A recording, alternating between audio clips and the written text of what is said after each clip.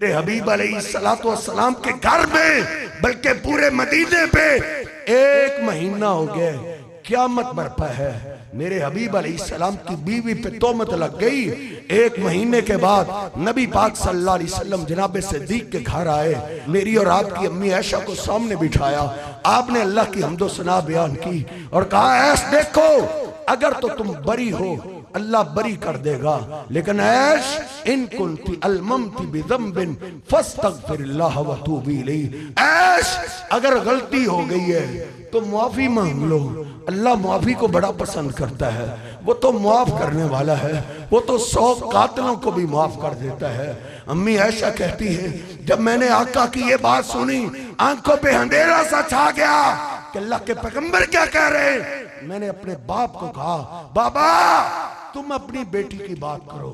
जनाब सिद्दीक रोते हुए निकल गए। कहा, ऐश ये बहुत बड़ी जा है बेटा, इधर हम नहीं बोल सकते, कहीं अल्लाह नाराज ना हो जाए। फिर मैंने अपनी माँ को आवाज दी, माँ तुम तो बेटियों की राजदार हो, तुम तो जानती हो, तुम अपनी बेटी की बात करो। माँ उम्मे रुमान भी रोने लगी। कहा, बेटा ऐश ये बहुत बड़ी जान है, इधर हम नहीं बोल सकते, कहीं बोल ले तो गुस्ताखी ना हो जाए, कहीं नेकियां जाया ना हो जाए। मेरी और तेरी अम्मी ऐशा कहती हैं, जब बाप ने भी जवाब दिया, माँ ने भी जवाब दे दिया, फिर मुझे रब की याद आई।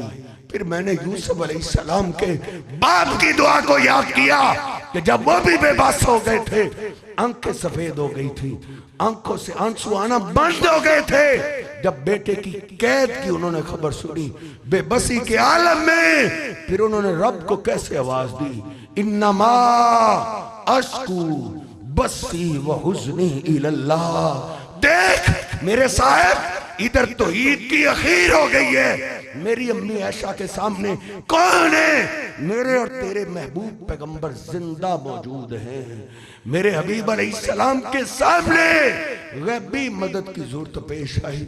साहिब उन्होंने किसको आवाज दी है?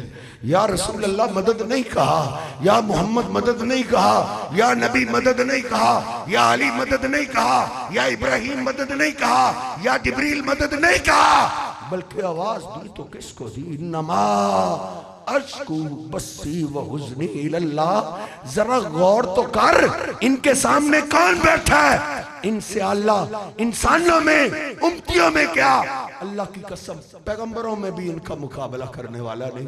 मेरे हबीब अलैहिस्सलाम फरमाते हैं, एक तराजू मैंने देखा, एक पलड़े में मैं था, दूसरे पलड़े में 10 आदमी। मुझे तोला गया, मेरा वजन भारी रहा। फिर 100 के मुकाबले में तोला गया, मेरा वजन फिर भी भारी रहा।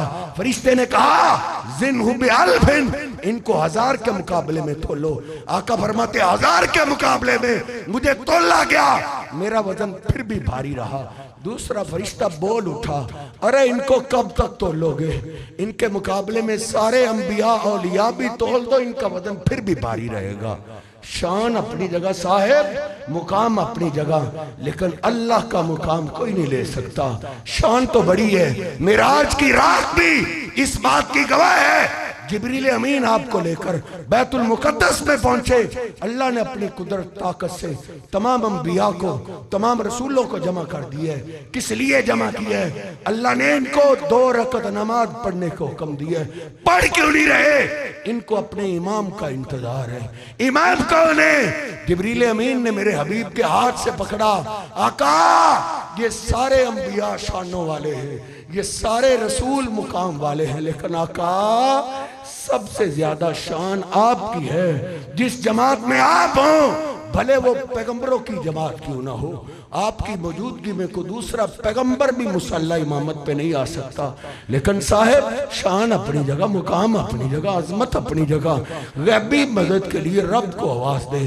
देख तेरी मेरी माँ ऐशा ने अल्लाह के पैगंबर के सामने अल्लाह को आवाज दी, नमा अश्कू बस्सी व हुज़्नी इलल्लाह। अल्लाह मैं इश्क कहते तेरे आगे रखती हूँ, तू तो सब कुछ जानता है। कहती है थोड़ी देर ही गुजरी थी, नबी पाक सल्लल्लाहु अलैहि वसल्लम आवाज देने लगे, याश अहमदिल्लाह, उठो अल्लाह का शुक्रिया अदा करो। आप साथ पसीना साफ कर रहे हैं और कह रहे हैं अल्लाह ने तेरी शान में कुरान उतार दिया है। सुभान का हादा बुहतानुन अज़ीम। ओ मेरे साहेब, जिस परेशानी में भी हैं, गैबी मदद के लिए रब को आवाज दीजिए।